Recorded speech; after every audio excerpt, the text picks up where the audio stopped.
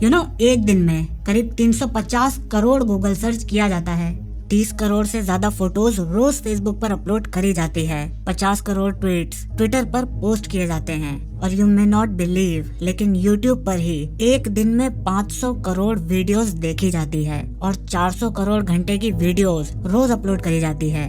कहने का मतलब ये है कि आज हम इंटरनेट से इतने ज्यादा जुड़ चुके हैं कि इसके बिना हम अपनी लाइफ को इमेजिन ही नहीं कर पाते।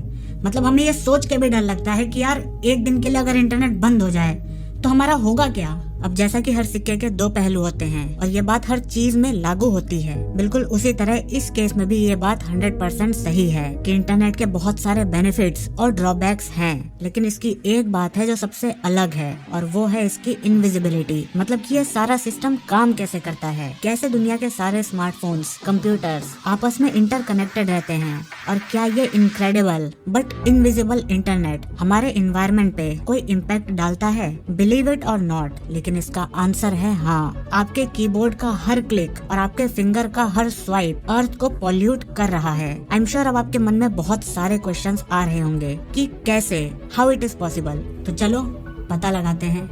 अब इससे पहले कि हम ये पता करें कि इंटरनेट से पोल्यूशन होता कैसे है, हमें ये समझ लेना चाहिए कि ये पूरा सिस्टम आखिर काम कैसे करता है। वेल, यहाँ पर दो मेन कंपोनेंट्स काम करते हैं, डेटा सेंटर्स और network communication systems. Data centres वो हैं जहाँ पर इंटरनेट पर प्रेजेंट सारे डेटा को स्टोर करके रखा जाता है और नेटवर्क कम्युनिकेशन सिस्टम वो है जो इन डेटा सेंटर से उन डेटा को हम तक लाता है और हमारे इनपुट को वहाँ तक लेकर जाता है।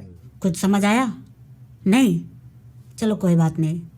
सबसे पहले हम जानते हैं डेटा सेंटर्स के बारे में। आज दुनिया में 440 करोड़ लोग इंटरनेट से जुड़े हुए हैं और अगर बात करें कि इंटरनेट पर कितना डेटा प्रेजेंट है तो सिर्फ गूगल, माइक्रोसॉफ्ट, अमेज़न और फेसबुक का ही टोटल डेटा 12 लाख पेटाबाइट के बराबर होगा। और ये वो डेटा है जो हमारे एक्सेसिबल वेब का हिस्सा है, मतलब जिसे हम चला सकते हैं। बाकी जो बैकएंड का डेटा है, मतलब जो इन्हें चलाने में मदद करता है, जैसे उस वेबसाइट की कोडिंग, उन सभी को तो हमने इसमें काउंट भी नहीं किया। अगर इंटरनेट पर प्रेजेंट टोटल डेटा का एस्टिमेट लगाया जाए तो फोर्ब्स में पब्लिश एक रिपोर्ट के मुताबिक ये करीब 44 ज़ेटाबाइट्स है। एक ZB 1 ट्रिलियन GB के बराबर होता है। मिलियन या बिलियन नहीं, 1 trillion GB। Just imagine how big the internet is. अब सवाल ये उठता है कि ये सारा डेटा आखिर रखा कहाँ जाता है। आखिर कोई तो ऐसा कंप्यूटर होगा जिसके अंदर ये सारा डेटा रखा जाता होगा। वेल, ऐसी ही जगहों को हम डेटा सेंटर्स कहते हैं। ऐसे एक डेटा सेंटर का साइज करीब 10 फुटबॉल फील्ड के बराबर होता है और यहाँ पर कंप्यूटर्स और स्टोरेज सिस्टम का बहुत ही बड़ा और बहुत ही कॉम्प्लेक्स नेटवर्क बना रहता है।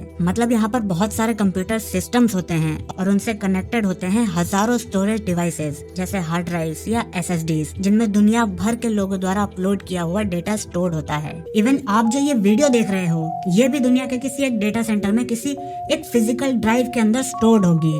और बात करें अगर गूगल की, तो करंटली इसके टोटल 16 डेटा सेंटर्स हैं। अब जाहिर सी बात है कि इतने बड़े डेटा सेंटर्स को अच्छी खासी इलेक्ट्रिसिटी की भी जरूरत पड़ती होगी, तो इन्हें इलेक्ट्रिसिटी मेनली दो कामों के लिए चाहिए। पहला तो ये कि ये डेटा सेंटर्स एक सेकंड के लिए भी बंद नहीं हो सकते, क्योंकि इंटरनेट एक सेकंड के लिए भी बंद नहीं हो सकता। अगर ये बंद होते हैं तो इसका मतलब इंटरनेट बंद होता है। और दूसरा है, जब इतने सारे स्टोरेज डिवाइसेस एक ही जगह पर इकट्ठा रहते हैं तो उनमें से बहुत ही ज्यादा अमाउंट में हीट बाहर निकलती है और उसे ठंडा रखने के लिए हमें काफी ज्यादा इलेक्ट्रिसिटी की जरूरत पड़ती है। एक एस्टिमेट के मुताबिक दुनिया के सारे डेटा सेंटर्स हर साल करीब 416 टेरावाट आवर्स की पावर कंज्यूम करते हैं। दुनिया भर में जितनी इलेक्ट्रिसिटी कंज्यूम की जाती है ये उसका 3% है, जो कि अपने आप में एक बहुत ही बड़ा नंबर है। अब इसमें करीब 80% इलेक्ट्रिसिटी हम कोल से प्रोड्यूस करते हैं, जो कि एक नॉन रिन्यूएबल रिसोर्स है। अब बात करते हैं हम नेटवर्क कम्युनिकेशन सिस्टम की। आपको ये लगता होगा ना कि इंटरनेट एक वायरलेस कम्युनिकेशन सिस्टम है, मतलब इसमें वायर की कोई ज़रूरत नहीं है। ये मेरा फ़ोन है, इसमें इंटरनेट चल रहा है, लेकिन इसमें वायर कहाँ है। लेकिन अगर मैं आपको ये बात बताऊं कि इंटरनेट कुछ और नहीं बल्कि सिर्फ वायर से ही बना हुआ एक कम्युनिकेशन सिस्टम है, तो अगर आप अपने घर पे 10 कंप्यूटर सिस्टम को एक साथ वायर से जोड़ देते हो और कोई भी एक कंप्यूटर किसी भी दूसरे कंप्यूटर से कोई भी फाइल डाल या निकाल सकता है, बस यही तो है इंटरनेट। और क्या है, आपने अपना खुद का इंटरनेट बना लिया है। मतलब ये जो इंटरनेट चल रहा है ये भी कुछ और नहीं बल्कि इसी तरह का एक इंटरनेट है। ये डेटा सेंटर से वायर के थ्रू ही ट्रांसमिशन यूनिट से कनेक्टेड रहते हैं। ये वायर समुद्र के अंदर से होकर एक देश से दूसरे देश को कनेक्ट करता है। 2017 में आई एक रिपोर्ट के मुताबिक दुनिया भर के ओशियंस में करीब 11 लाख किलोमीटर लेंथ की ऑप्टिकल फाइबर्स बिछी हुई हैं। अब जैसा कि मैंने आपको बताया कि ये केबल्स इलेक्ट्रिकल सिग्नल को ही ट्रांसमिट करती हैं, तो इसका मतलब है कि इनकी वर्किंग के लिए भी इलेक्ट्रिसिटी की जरूरत पड़ेगी और हर साल इनमें करीब 354 टेरावाट आवर्स की इलेक्ट्रिसिटी कंज्यूम होती है। इसके अलावा internet service providers data back halls का भी इस्तेमाल करते हैं। ये ऐसे डिवाइसेस होते हैं जो आपके फोन और कंप्यूटर सिस्टम में इंटरनेट की कनेक्टिविटी को कांस्टेंट बनाए रखते हैं और आपको एक हाई इंटरनेट स्पीड प्रोवाइड करते हैं। अब आप खुद ही सोचिए कि इस पूरे सिस्टम में कितनी ज्यादा इलेक्ट्रिसिटी कंज्यूम हो रही होगी और इस इलेक्ट्रिसिटी के फॉर्मेशन में कितना सारा फॉसिल फ्यूल कंज्यूम हो रहा होगा। ऑन एन एस्टिमेट इससे निकलने वाली कार्बन डाइऑक्साइड का शेयर ग्लोबल CO2 एमिशन में 2% से भी ज्यादा है। और जस्ट फॉर कंपैरिजन, दुनिया भर में जितने भी एरोप्लेन्स, प्राइवेट जेट्स, हेलीकॉप्टर्स और मिलिट्री प्लेन्स उड़ रहे हैं वो भी इतना ही CO2 एमिट करते हैं। मतलब इंटरनेट से होने वाला पोल्यूशन पूरे ग्लोबल एयर ट्रैफिक के बराबर है। हर सेकंड जब आप इंटरनेट पर कुछ भी ब्राउज करते हो तो उसकी वजह से 20 मिलीग्राम पर सेकंड CO2 रिलीज होती है। आपका किया गया हर गूगल सर्च 5 से 7 ग्राम CO2 एमिट कर देता है। और जब आप किसी फ्रेंड को ईमेल भेजते हो तो उसकी वजह से on an average 20 gram CO2 emit होता है। जब आप अपने घर में लगे 100 वॉट बल्ब को पूरे 1 घंटे तक जलाते हो तब जाकर उसमें से 20 ग्राम CO2 एमिट होता है और ये आपके सिर्फ एक ईमेल के बराबर है। मान लो कि आप हर दिन में 20 से 30 ईमेल भेजते हो और ऐसे ही आप रोज पूरे साल भर करते हो तो इससे आप इतनी CO2 एमिट कर देते हो जितनी एक कार से 1000 किलोमीटर की ड्राइव करने के दौरान होती है। अब शायद कुछ लोगों के मन में सवाल आ रहा होगा कि मेरे ईमेल भेजने या ना भेजने से क्या होगा, इंटरनेट तो वैसे भी ऑन ही है ना। देखो, जो कम्युनिकेशन डिवाइस है वो तब तक एनर्जी को यूज नहीं करेगा जब तक कि आप उसे कोई काम करने के लिए नहीं देते। आपके ईमेल खोलने पर जो पेज खुल के आपके सामने आता है उसकी कोडिंग भी तो किसी स्टोरेज सिस्टम में ही सेव है और जब आप उससे कोई काम करने के लिए बोलते हो तभी तो वो वहाँ से डेटा को ट्रांसमिट करता है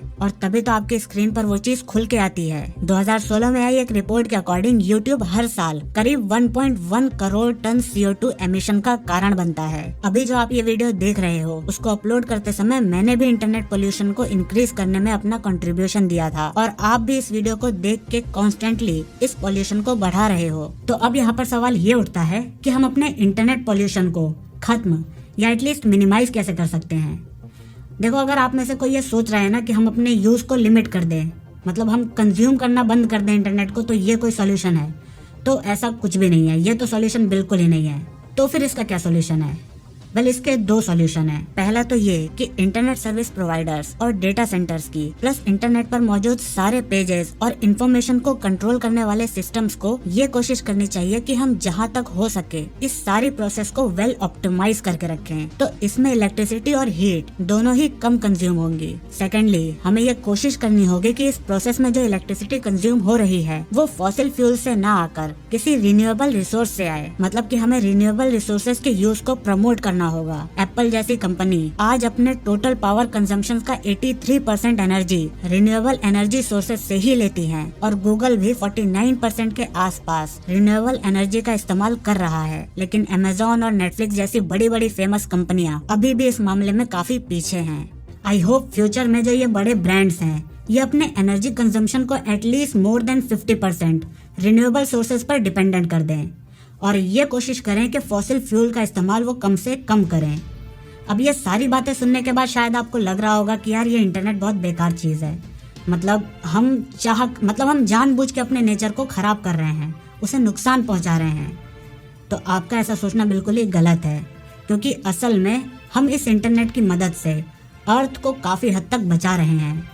अच्छा, मैं कुछ आपको एग्जाम्पल दे रहा हूँ और आप खुद ही बताओ कि इनमें से कौन सा तरीका हमारे अर्थ को बचाएगा और हमारे रिसोर्सेज को कम से कम यूज करेगा। अपने फ्रेंड को व्हाट्सएप या ईमेल के थ्रू मैसेज भेजने में, या फिर पेन और पेपर पर उन्हें लेटर लिखकर भेजने में, इंटरनेट से ई बुक डाउनलोड करके उसे पढ़ने में, या फिर किसी शॉप पर जाकर वहाँ से प्रिंटेड बुक खरीदने में, ऑनलाइन मूवीज देखने में, या फिर किसी DVD या फिर पेन ड्राइव जैसे किसी प्लास्टिक डिवाइस में उसे स्टोर करने में। मान लो कि आपका कोई बहुत करीबी मुंबई में रहता है और आप दिल्ली में रहते हो और आप उससे बात करना चाहते हो, उसे देखना चाहते हो, तो आप कौन सा तरीका यूज करोगे? स्काइप पर उसे वीडियो चैट करके या फिर दिल्ली टू मुंबई की टिकट खरीद कर उससे मिलने चले जाओगे? और इन सभी सवालों के जवाब आपको बहुत अच्छे से पता है, और अगर पता है तो वीडियो को लाइक कर देना और अपने सभी दोस्तों और परिवार वालों के साथ वीडियो को शेयर करना बिल्कुल मत भूलना, क्योंकि उन्हें भी तो पता चलना चाहिए कि वो लोग अनजाने में हमारे नेचर को कितना ज्यादा पोल्यूट कर रहे हैं।